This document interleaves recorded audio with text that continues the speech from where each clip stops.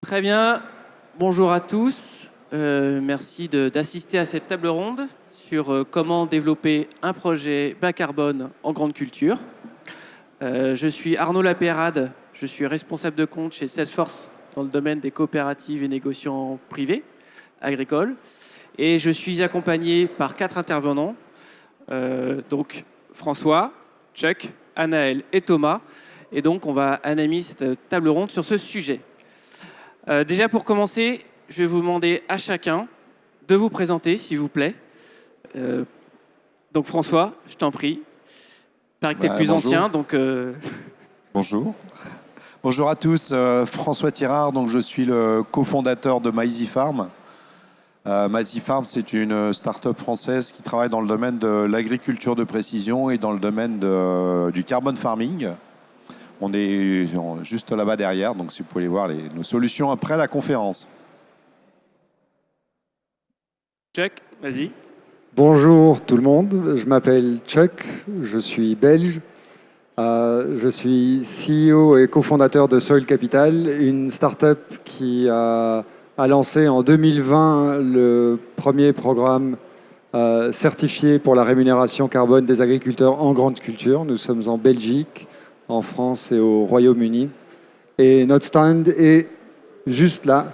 Ce n'est pas le grand stand rouge, je suis juste devant. Bonjour à tous, Anaël Bibard, donc président et cofondateur de FarmLeap et aussi le président de l'interprofession du carbone, la Climate Agriculture Alliance. Donc FarmLeap, on est un facilitateur de liens entre les agriculteurs et leurs partenaires. Donc par exemple, on a déployé une plateforme, on a digitalisé la solution de la plateforme carbone Gaiago Carbone pour automatiser et fluidifier ces fonctionnements. Et on travaille aussi pour des gens comme McDonald's, McCain, quand ils voulaient travailler la facilitation du lien entre la HVE et le carbone. Très bien, et Thomas? Bonjour à tous, Thomas Martal de la société Stock CO2, donc je suis cofondateur et CEO. Notre métier chez Stock CO2, c'est d'aller accompagner des agriculteurs et des forestiers dans la valorisation de leur carbone et d'accompagner les entreprises dans l'acquisition de crédits carbone certifiés en France aujourd'hui et sous l'égide du label bas carbone.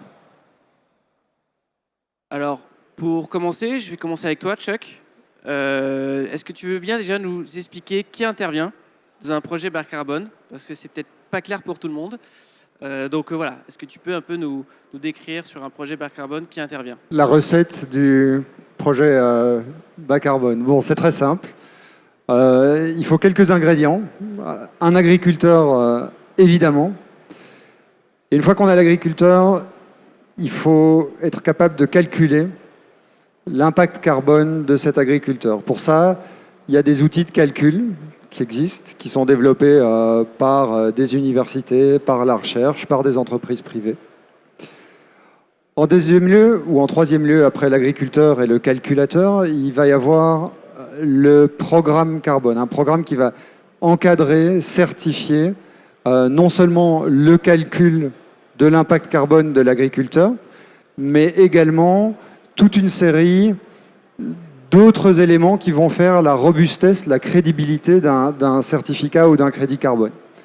Par exemple, l'additionnalité. Est-ce qu'on paye l'agriculteur pour quelque chose qu'il fait de mieux que ce qu'il aurait fait de toute manière? Ou est-ce qu'on paye l'agriculteur au moins pour le maintien de quelque chose qu'il fait de vertueux? C'est dans le cadre d'un programme aussi qu'il va y avoir des audits, des contrôles de ce que l'agriculteur va déclarer. Tout ça pour s'assurer que le crédit carbone qui est amené sur le marché derrière, qui au fond est un bout de papier, hein, c'est pas vraiment tangible un crédit carbone, eh ben, ce soit quelque chose de vraiment très crédible pour les acheteurs. Alors avant l'acheteur, il y a un acteur qui est le cas de Soil Capital, mais c'est le cas d'autres acteurs, des porteurs de projets. François et Maizy Farm en font partie, qui vont faire l'interface entre un programme carbone et la génération et l'acheteur des certificats carbone. Donc quand un agriculteur va s'inscrire dans un programme carbone, c'est auprès d'un porteur de projet que l'agriculteur s'inscrit. On note qu'un agriculteur peut se porter lui-même en tant que porteur de projet, mais évidemment, c'est compliqué. Et puis, enfin, il y a l'acheteur. Et l'acheteur, c'est soit un acteur, dans notre cas, du monde agroalimentaire, qui va chercher à décarboner son empreinte carbone. Et dans son empreinte carbone, pour être très clair, sont compris toutes les émissions carbone de tous ses fournisseurs, donc des agriculteurs quand il s'agit d'entreprises agroalimentaires. Et alors, il y a d'autres types d'acheteurs qui sont plutôt des acteurs à pertinence territoriale. On peut penser à des acteurs comme la SNCF ou la Poste, ou en Belgique, nous, on a un fournisseur de services Internet qui, plutôt que d'aller acheter des crédits carbone aux quatre coins de la planète, préfère acheter des crédits carbone sur leur propre territoire. Voilà. Ok, très bien. Donc, on voit bien un peu la chaîne. Maintenant, on va s'intéresser peut-être au premier maillon, l'agriculteur. Anaël, est-ce que tu peux un peu nous parler à quoi doit penser, quelles sont les questions qu'un agriculteur doit se poser dans un projet bas carbone? Déjà, quand on se pose la question sur son exploitation agricole, il est très important dès le début de bien se poser la question du périmètre. Le périmètre, qu'est-ce que c'est? Est-ce que déjà je suis prêt à engager toute mon exploitation, à changer, à rentrer dans une transition et donc à changer mes pratiques réellement, donc semer d'autres cultures, donner une ration différente à mon troupeau, allonger mes rotations, changer même les cultures que je vais cultiver sur mon exploitation ou changer le mode de travail du sol. Donc déjà, est-ce que je suis prêt à changer? Est-ce que je suis prêt à changer toute mon exploitation? Parce qu'il y a différents programmes aussi qui pourront répondre différemment à ces questions-là. Ensuite, est-ce que je suis prêt à m'engager sur une durée? Parce que on le voit, le carbone qu'on va séquestrer dans le sol, alors le carbone qu'on ne va pas émettre, on n'a pas brûlé du carburant, bon c'est bon, voilà, on peut le compter, ça c'est fait. Par contre, la séquestration dans le sol, ça ne va pas se faire sur un pas de temps d'une année ou 2 ans. Donc il faut savoir si on est prêt à engager son exploitation sur 5, voire plus. Il y a des programmes qui sont sur des durées plus longues. Déjà, ça c'est moi en tant que chef d'entreprise, est-ce que mon projet d'entreprise colle avec cette transition, est-ce que je veux l'engager? Ensuite, s'il pense sa rentabilité de son projet uniquement avec le crédit carbone, il se dit ok, je fais un ROI, un retour sur investissement, boum, je vais gagner X euros, 0,7 tonnes, 0,8 tonnes, 1 tonne, 2 tonnes de carbone, elle est à X euros la tonne, et je dois investir beaucoup plus. Si on ne raisonne que sur une pratique comptable en disant tout le reste étant égal par ailleurs, je ne pense qu'à l'investissement moins ce que je touche, on loupe beaucoup des sujets. L'éco-bénéfice, ça va être notamment 1 point de taux de matière organique dans les sols. Les éleveurs le savent bien, quand ils reprennent un sol d'un céréalier et qu'ils cultivent les 2 champs et qu'ils reprennent un champ de céréalier, le blé au printemps, sur un printemps très sec, il est vert. Pourquoi? Parce que 2 points de taux de matière organique, c'est 3 tours d'eau, 2 à 3 tours d'eau selon combien on met un tour d'eau. Et pile au moment où on en a le plus besoin. Donc ça, c'est co-bénéfice, lutte contre l'impact du réchauffement climatique sur mon exploitation, c'est aussi un co-bénéfice, la résilience. Donc il faut l'intégrer dans son calcul et dans son projet humain, et aussi voir, pourquoi pas, quand on a besoin d'attirer des salariés, dire j'ai une ferme bas carbone, j'ai besoin de recruter. Tout de suite, c'est quand même un peu plus sexy pour attirer des collaborateurs que voilà, j'ai besoin d'un gars pour conduire le tracteur. Et enfin, il y a qui peut m'accompagner. La dernière question à poser, est-ce que déjà je suis prêt à être conseillé, à être accompagné? Parce qu'on ne sait pas tout, vu que justement on doit faire une transition. Donc si on n'est pas prêt à écouter des conseils, ça va être compliqué. Et une fois qu'on sait qu'on est prêt à écouter les conseils, c'est qui peut le faire. Et là, on peut chercher, il y a déjà, on en voit autour de la table des gens dont c'est le métier d'accompagner. Il y en a aussi d'autres, il y a des coopératives, il y a des acteurs spécialisés, des cabinets de conseil. Donc après, aller creuser, aller chercher avec qui on se sent à l'aise aussi pour être accompagné, avec qui on sent que ça va passer et qu'on pourra écouter leurs conseils. Alors, très belle transition. Du coup, je me tourne vers François. Ces partenaires qui peuvent accompagner les agriculteurs, Est-ce qu'ils sont prêts? À quoi doivent-ils penser? Voilà. Quel est ton avis là-dessus et comment ils peuvent accompagner les agriculteurs? Chuck a déjà cité plus ou moins les différents acteurs dans la chaîne d'un projet.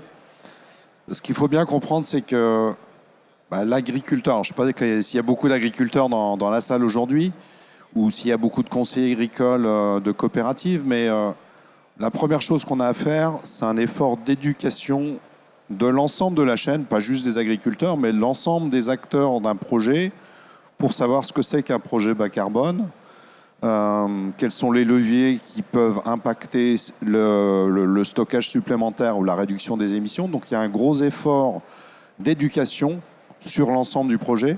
Et donc au-delà même des acteurs que Chuck citait, on voit souvent apparaître des cabinets stratégiques sur le bilan carbone qui vont bien sûr pas intervenir au niveau de l'agriculteur, mais qui vont intervenir auprès des coopératives qui doivent faire leur bilan carbone, auprès des groupes agroalimentaires qui doivent faire leur bilan carbone, et pas juste sur le scope 1, scope 2, c'est-à-dire les émissions internes, mais également sur le scope 3. Et donc, toutes ces organisations, pour mémoire d'ailleurs, à partir du 1er janvier 2023, doivent intégrer le scope 3 dans leur bilan carbone. Et donc, ça a un impact important parce que les groupes agroalimentaires, si vous avez suivi les communications des uns et des autres, Nestlé a dit par exemple 2/3 des émissions du groupe Nestlé sont à l'extérieur de Nestlé, ne sont pas dans leurs usines ou dans le transport, mais dans la production des ingrédients qui servent à faire les petits gâteaux, le lait, le sucre, etc. que vous consommez. Et donc, pour qu'une société comme Nestlé puisse réduire de 50% leurs émissions CO2 d'ici à 2030. 2030, c'est dans 7 ans, c'est-à-dire dans 7 campagnes, si on reste au niveau européen. Il faut effectivement que des sociétés comme celle-là accompagnent les agriculteurs d'un point de vue formation, mais également d'un point de vue, bien sûr, monnaie, argent sonnant et trébuchant pour que les agriculteurs y aillent. Les deuxièmes types d'acteurs qu'on va, toujours dans le domaine de l'éducation, on va avoir des sociétés, sans citer de nom, des sociétés comme Biosphère, des sociétés comme, j'ai un trou, mais peu importe, mais des sociétés qui font de la formation, voilà, exactement, qui font de la formation sur la transition agroécologique. Là, donc on est plus large que le pur carbone. On entend parler d'agriculture régénératrice, etc. Donc, il y a des concepts marketing autour de ça, mais de toute manière, il faut que l'ensemble, et pas juste les agriculteurs, il faut que l'ensemble de la chaîne soit formé sur ce genre de choses. Parce que souvent, les agriculteurs sont mieux formés que les conseillers agricoles des coopératives avec qui ils parlent. Donc il y a vraiment des acteurs qui sont importants dans ce genre de chaîne. Après, tu as cité par exemple les auditeurs. Donc effectivement, on a des sociétés comme des bureaux Veritas, des contrôles Union, etc., qui sont là pour venir auditer les projets. Donc tous ces acteurs-là sont également des acteurs importants dans la chaîne d'un projet bas carbone. Ok, donc on a parlé de l'agriculteur, on a parlé des partenaires. Il reste le dernier maillon de la chaîne, celui qui achète, le financeur. Thomas, voilà, à ton avis, sont-ils prêts? Sont-ils aussi éduqués, comme disait François, sur ces projets bas carbone? En fait, c'est tout le travail. Bon, les degrés d'éducation sont divers. Les volontés de compensation sont aussi assez diverses entre les différentes échelles d'entreprise, entre les différents territoires.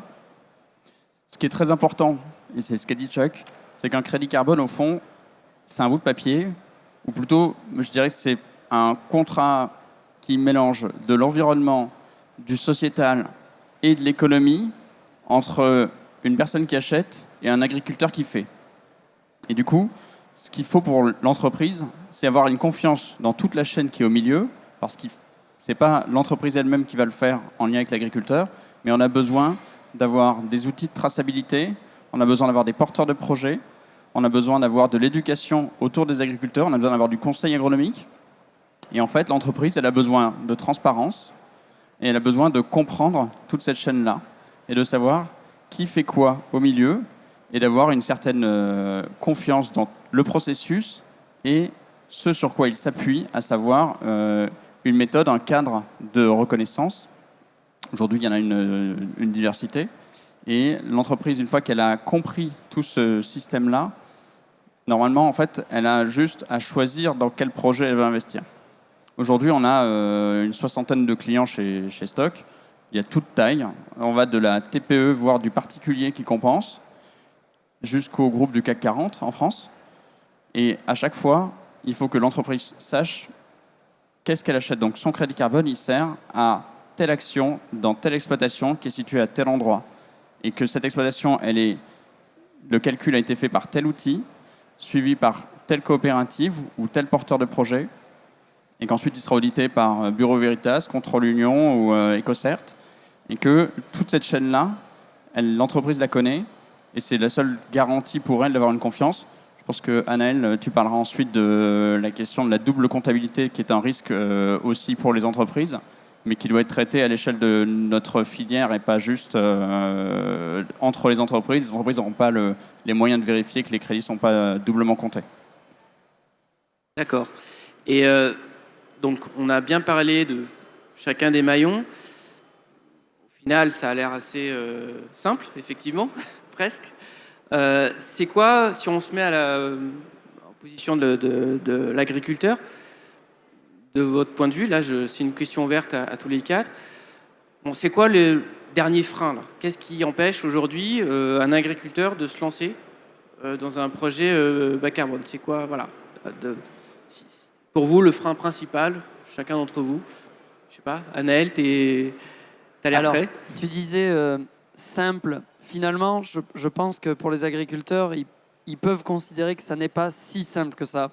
Parce que déjà, il va falloir investir, il va falloir accepter de changer ses pratiques et il va falloir aussi assumer une certaine prise de risque dans cette transition. Parce que prise de risque, je fais du blé orge colza, je connais bien 3 cultures, 3 implantations sur mes 4 types de sols différents, à des périodes différentes, donc j'ai 12 paramètres à maîtriser.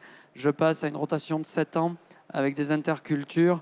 Ok, j'ai 14 types d'implantations d'espèces avec des mélanges sur finalement 4 types de sols, donc j'en ai 40, voilà, 50 et quelques. Donc finalement, ça n'est pas tant que ça. C'est bien compliqué 52, là. Voilà, 52 au lieu d'une douzaine, quoi.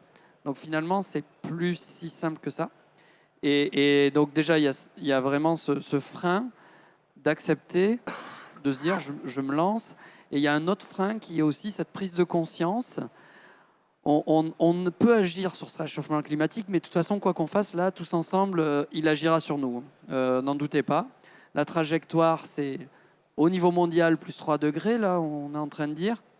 3 degrés, c'est en fait pas notre trajectoire en France. Quand on prend les dernières études avec les modèles sous contrainte chez nous, avec ce qu'on a déjà observé, c'est plus 4,5 à plus 6. Donc on n'a pas fait le tiers de l'impact qu'on subira. Donc l'impact sera 3 fois plus fort. Donc sur mes cultures, ça sera 3 fois plus fort. Sur ma COP, ce sera 3 fois plus fort. Et sur mes filières, ce sera douloureux. Donc si je ne travaille pas cette résilience et cette transition, donc aussi le frein de la prise de conscience est encore un frein à travailler. Peut-être que je peux rebondir sur la manière dont lever certains de ces freins. Je pense que d'abord, oui, il y a de la complexité dans une transition. Oui, il y a du risque dans une transition. Ne l'oublions jamais et ne nous lançons pas dans une transition en pensant que de toute façon, c'est juste une manière de gagner plus facilement sa vie. En revanche, il ne faut pas oublier que carbone, c'est matière organique, c'est humus, c'est fertilité, c'est réserve d'eau facilement utilisable. Plus de carbone dans son système ou un cycle du carbone qui fonctionne mieux, c'est un agroécosystème qui tourne mieux. Et on connaît relativement peu d'agriculteurs qui, même sans la rémunération carbone, se sont lancés dans des itinéraires qui stockaient du carbone, qui ont fait marche arrière parce que c'était un système qui était moins intéressant. Donc ça, c'est vraiment un message que on voudrait faire passer, je pense, tous les acteurs ici. L'essayer, c'est l'adopter, quoi. Ouais, et à la rigueur, la rémunération carbone, c'est une bonne raison pour un agriculteur de venir vers des nouvelles pratiques. Mais l'expérience de ces pratiques, c'est une bien meilleure raison pour l'agriculteur d'y rester. Et alors se pose dans cette question-là, enfin dans ce sujet-là, la question de la transition ou du financement de la transition.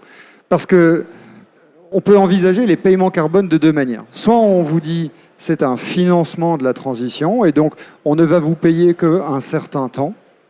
Soit on vous dit ben non, en fait vous êtes en train d'apporter une solution qui a une valeur pour la société indépendamment du moment de votre transition. Et à ce titre-là, l'agriculteur devrait être rémunéré tant qu'il stocke et maintient son stock de carbone dans les sols. Ça, c'est un premier sujet. Et le deuxième frein sur lequel je voulais rebondir, dont nous, on a fait l'expérience sur ces 2 dernières années, c'est la question de la simplicité. Tu as été très gentil de dire que c'était simple, le sujet carbone, mais je peux t'assurer que quand on l'explique à des agriculteurs, il y a des questions très pertinentes qui viennent et c'est parfois très compliqué. Et donc, l'objectif ici, c'est non seulement le crédit carbone doit être solide pour l'acheteur, mais il doit être pratique et facile pour l'agriculteur. Et donc, je pense que tout l'enjeu d'entreprises comme les nôtres, c'est de rendre cette solution, l'accès au marché de la rémunération carbone aussi simple que possible. Je peux rebondir là-dessus, hein, puisque en plus, on a une solution qui s'appelle My Easy Carbon. Donc, on essaye de le rendre le plus simple possible. Et c'est le cas, mais malgré ça, l'outil est quand même pas si simple que ça. Pour travailler sur la méthode label bas carbone, par exemple, on utilise beaucoup de données, donc c'est pas si simple que ça. Donc, ça peut perdre l'agriculteur par rapport à ce genre de choses. Donc ça peut être un frein important pour les agriculteurs, ce genre de choses. Donc je suis tout à fait dans la direction de Chuck par rapport à ce genre de choses. Par contre, on voit qu'il y a un gros intérêt de la part des agriculteurs. Pour vous donner un exemple, donc on a développé ensuite un outil simplifié qui permet à un agriculteur tout seul de faire son diagnostic carbone simplifié. On pensait qu'il y allait y avoir 50 agriculteurs qui a utilisé. On a plusieurs milliers aujourd'hui qui ont été remplir leur diagnostic, chercher à comprendre quels sont les impacts des différents leviers, etc. Donc on voit qu'il y a un intérêt de la part des agriculteurs, mais effectivement, il ne faut pas que ça soit compliqué. Et le deuxième frein ensuite, c'est une question d'argent aussi. Parce qu'on parle de crédits carbone aujourd'hui à 30 €, qui sont plutôt des crédits carbone dans le domaine de l'élevage. Quand on parle de grandes cultures, par exemple, aujourd'hui, en moyenne, les agriculteurs à 30 €, ils n'y vont pas. Parce qu'aujourd'hui, ça ne paye pas le coût de transfert ou le coût de mise en place de nouvelles pratiques. Donc, en gros, le prix du crédit carbone qui permet à l'agriculteur de se dire « je vais y aller », il n'est pas 30 €, il est plus élevé que ça. Donc ça, c'est un frein important. Et pouvoir tester ce message-là auprès de beaucoup d'agriculteurs et de coopératives, on voit bien que c'est plutôt 50, 60, 70, 80 € en fait. Et on est quand même dans un marché de demande de carbone aujourd'hui. On n'est pas. Il faut bien comprendre que si on veut faire, au-delà de l'agriculture, les réductions d'émissions CO2 telles qu'on s'y engage en toute théorie à le faire, et on en parle en ce moment en Égypte, il y a beaucoup de sociétés qui vont bien sûr essayer de réduire en interne leurs émissions, mais ils ne pourront pas réduire l'ensemble de leurs émissions. Donc ils seront obligés d'acheter des crédits carbone résiduels pour compenser leurs émissions résiduelles. Et il y a beaucoup de sociétés qui cherchent à les acheter plutôt en local que plutôt au fin fond de l'Indonésie, même si un crédit carbone en Indonésie, ça vaut 5, 10, 15 $. On voit une grosse tendance maintenant à dire je veux pouvoir travailler beaucoup plus en local, au moins au niveau européen, pour pouvoir compenser mes émissions beaucoup plus localement. Donc un des freins, c'est quand même le prix, l'augmentation de la tonne de crédit carbone dans les mois et dans les années qui vont venir. Et alors du coup, si on se met de l'autre côté de la chaîne, sur les financeurs, c'est quoi le frein les freins potentiels côté financeur, Thomas? Aujourd'hui, les entreprises prennent conscience, François l'a dit, de l'intérêt d'aller reconnecter leurs parties prenantes avec leur compensation carbone. Jusqu'à présent, les entreprises qui compensaient le faisaient beaucoup sur un mécanisme entre guillemets nord-sud, donc financement des entreprises européennes sur des projets à le bout de la terre. Elles sont de plus en plus risque averses sur la partie RSE, donc toute la branche risque d'image prend conscience de la nécessité d'investir sur des projets qui fassent sens avec l'activité d'entreprise, qui fassent sens avec ses implantations géographiques. Et donc, elles vont aller rechercher des projets, quitte à payer effectivement 2, 3, 5 fois plus cher en France, toujours peut-être pas assez cher, mais pour le coup, je pense que c'est quelque chose qui va tendre à évoluer assez fortement dans les 5-10 prochaines années, on en reparlera peut-être. L'autre point pour les entreprises, c'est il faut qu'elles préfinancent les projets. Il ne faut pas que ce soit à l'agriculteur d'être la banque, de faire la trésorerie des crédits carbone qu'il peut générer.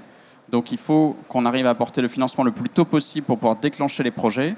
Et pour ça, on a un enjeu risque. En fait, il faut qu'on dérisque l'agriculteur dans sa transition. Parce que tout ce qui est transition agricole, c'est quelque chose qui donne des revenus complémentaires ou réduit les risques pour l'agriculteur à moyen-long terme. Ce qu'il faut traiter, c'est cette phase un peu critique des 5 premières années, on va dire 3, 5, 10 premières années sur un projet.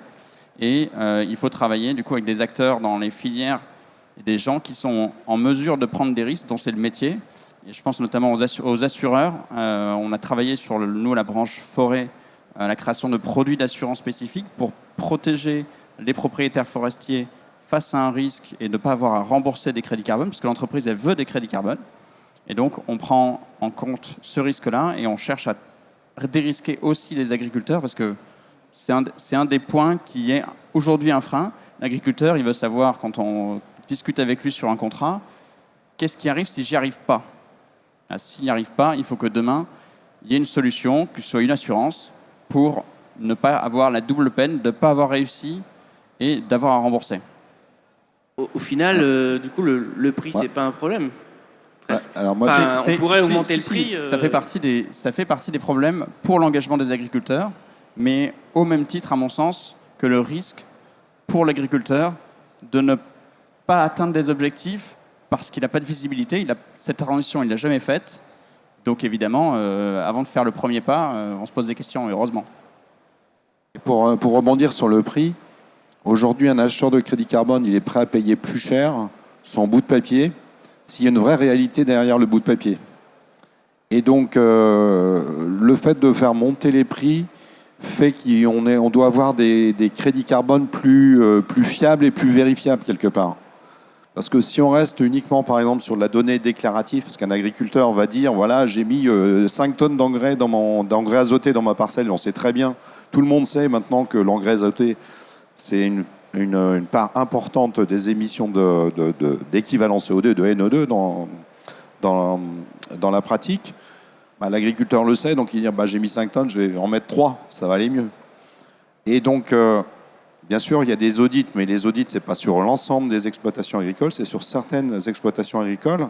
Et donc, quand on va voir un acheteur, le fait de pouvoir lui dire « je peux te prouver que ce n'est pas 3 tonnes, mais c'est 4,9 parce que j'utilise des données numériques, par exemple de l'épandeur d'engrais, où le satellite est capable de me dire qu'il y a véritablement eu un couvert intermédiaire parce que le satellite est capable de voir ce genre de choses », ça fiabilise les crédits carbone et ça donne plus de valeur et ça donne plus envie à un acheteur d'acheter ses crédits carbone plutôt que juste une déclaration sur un coin de table.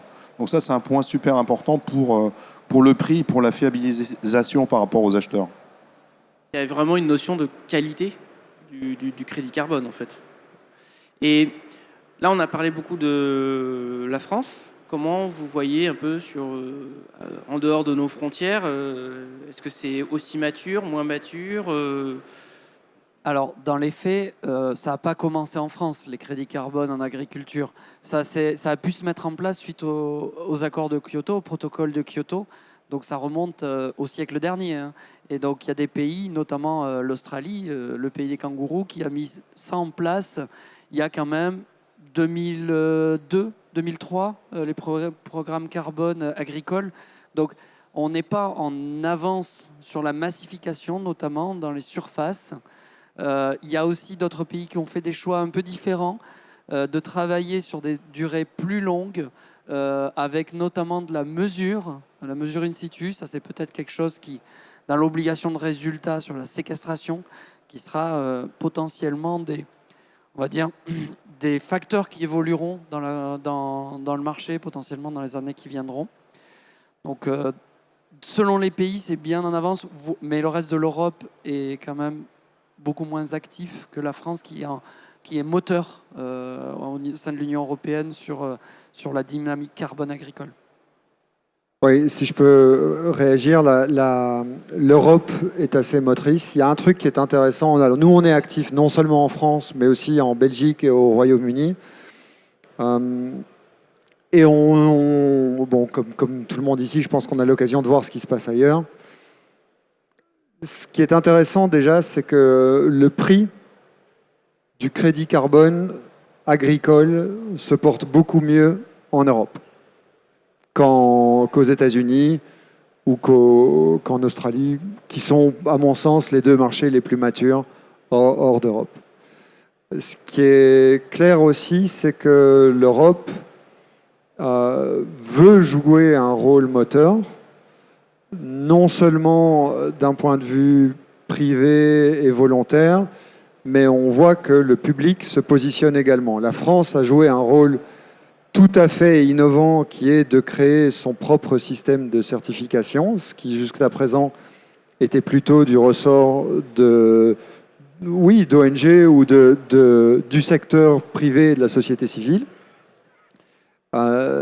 Et maintenant, l'Union européenne, on attend le 30 novembre la sortie de la première ébauche de la directive sur le retrait des émissions de l'atmosphère.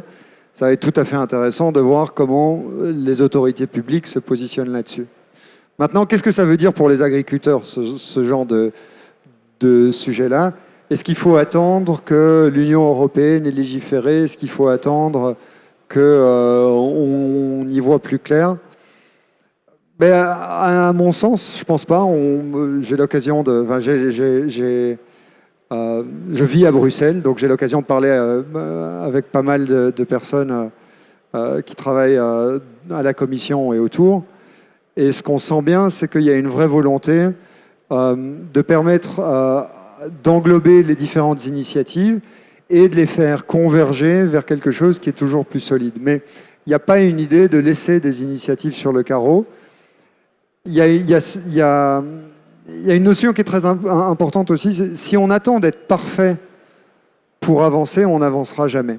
Et je pense qu'aujourd'hui, dans la diversité des initiatives qui existent, aucune d'entre elles n'est parfaite. Soit elles ne sont pas assez crédibles, soit elles ne sont pas assez pratiques, soit elles sont trop petites, soit il y a des conflits d'intérêts. Donc vous ne trouverez pas de solution parfaite.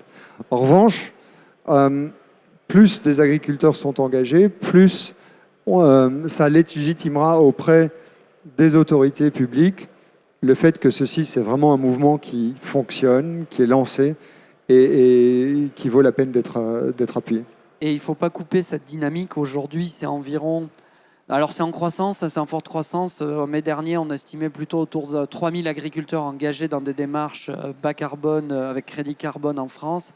Là, on en a au moins 1600, 1700 de plus qui se sont engagés depuis le mois de mai avec les différents appels à projets qui ont été déposés ou qui sont en cours d'être déposés, donc qui ne sont pas forcément officiels, mais qui sont déjà signés. Donc il y a une vraie dynamique, il est important de la soutenir parce qu'il y a quand même beaucoup plus d'agriculteurs que 4500 en France ou 5000.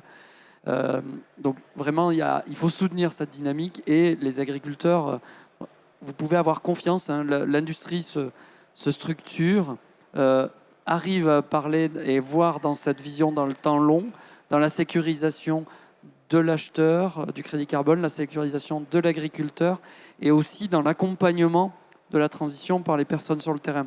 Donc le monde agricole a envie d'y aller. Voilà, il faut s'en saisir maintenant. Donc pour vous, là, vous avez commencé à en parler, mais comment vous voyez dans 5 ans, dans 10 ans, ce marché du carbone? Et si peut-être même si vous aviez une baguette magique pour le faire accélérer, qu'est-ce que vous feriez? Alors, j'ai parlé de convergence. Je pense que oui, on va vers de la convergence. Je pense qu'on va vers plus de simplification. Et alors, je pense que des entreprises comme les nôtres vont devoir monter en valeur ajoutée. Parce que offrir un programme de certification carbone qui va se simplifier, qui va devenir beaucoup plus établi, ça va pas être entre aller chez Maizy Farm et Soil Capital dans 5 ans. Si on n'offre pas quelque chose de différent, il n'y aura pas vraiment de grandes différences. Et je pense qu'il y a plusieurs cartes à jouer. Il y a une carte agronomique. Je pense que ce que je disais au début, c'est important de se souvenir qu'une meilleure agronomie, une meilleure performance de son exploitation, elle passe par le carbone. Il y a encore beaucoup d'autres co-bénéfices. Et parvenir à faire converger et de monétiser tous ces bénéfices tout en améliorant la performance économique de sa ferme au global, ça c'est un sujet très important. Et alors, Thomas en a un petit peu parlé, je pense qu'autour de l'économie du carbone, il n'y a pas que les crédits carbone, il y a des produits d'assurance, il y a la valeur du foncier, il y a la valeur d'une relation avec son banquier, il y a un sujet de souveraineté alimentaire et tout ça va arriver en supplément d'un sujet très fondamental qui est le carbone dans l'atmosphère, c'est pas bon, dans les sols, c'est bon, et la seule personne qui peut changer ça, c'est l'agriculteur. Très bien. Tu veux compléter? Dans 5 ans, moi, je vois quand même, 5 à 10 ans, parce qu'on n'a pas une boule de cristal parfaite encore. Donc, on voit il y a des signaux faibles qui montrent qu'il y a peut-être quelque chose qui va arriver, notamment du côté de la mesure, de la preuve sur la séquestration. Donc, aujourd'hui, on est sur de la modélisation, potentiellement, soit des méthodes mixtes, soit des méthodes basées sur la mesure. Il y a un vrai sujet à ce niveau. Donc, notamment sur la connaissance des sols. Ensuite, il y a un deuxième sujet qui, je pense, va fortement se développer, c'est qu'on devrait avoir moi je l'appelle de mes voeux, mais que l'agriculture fasse sa déclaration d'amour au monde de la finance. C'est un peu provocateur de le dire comme ça, mais le monde de la finance a un métier, c'est de créer de la valeur. On n'aime pas, peu importe, mais en tout cas, de créer de la valeur avec des actifs immatériels. Très proche de la définition d'un crédit carbone. Hein. Et du coup, voir avec eux aussi comment on crée de la valeur là-dessus et comment on la redistribue à l'agriculteur quand un financier a su créer de la valeur et comment on la recascade. Parce que technologiquement, maintenant, c'est possible de le faire. Donc ça, si j'avais une baguette magique, c'est qu'on accélérerait là-dessus pour trouver 3 zéros de plus au moins dans le montant du financement disponible pour financer cette transition. Parce que les enjeux, c'est ça, c'est de trouver aussi beaucoup plus d'argent pour le déployer sur beaucoup plus d'hectares. Moi, je vais un peu dans la direction aussi de ce que... Ah, pardon. Pardon, vas-y François. Un peu dans la même direction, ce que disait Chuck. Moi, ce que je rêve le matin quand je me lève, c'est d'amener dans le futur un agriculteur tous les indicateurs pour ces différentes cultures. Et pas, en ce moment, on parle beaucoup de carbone, mais effectivement, donc un indicateur carbone, c'est important. Comme tu le disais, il y a des indicateurs de biodiversité, il y a des indicateurs, ce qu'on appelle les IFT, c'est bien quelles utilisations de produits phytosanitaires, parce qu'on sait très bien qu'on doit avoir baissé également l'utilisation des produits phytosanitaires. On sait que l'eau, c'est un intrant qui va devenir de plus en plus rare et cher. Donc, avoir tous les indicateurs pour dire, à la fin de ma culture, j'ai un indicateur agronomique qui me pousse à faire ce type de culture en termes de rotation. J'ai un indicateur économique qui va me pousser à faire du blé sur blé sur blé. Mais j'ai un indicateur carbone, j'ai un indicateur biodiversité. Et tous ces indicateurs, il faut les amener à l'agriculteur pour qu'il soit capable de choisir quelles sont les cultures qu'il va devoir utiliser pour se diversifier, pour être dans une agriculture moins intensive et probablement plus durable. Après, ça prend tous les termes qu'on pourra utiliser, comme l'agriculture régénératrice, la transition écologique, peu importe. Mais effectivement, pour travailler de manière beaucoup plus durable. Parce que là, on est arrivé à un seuil, et encore en France, on n'est pas à un seuil par rapport à ce qui se fait aux États-Unis, mais on est aujourd'hui dans un seuil qui n'est plus supportable par le sol, en fait, quelque part. Très clair.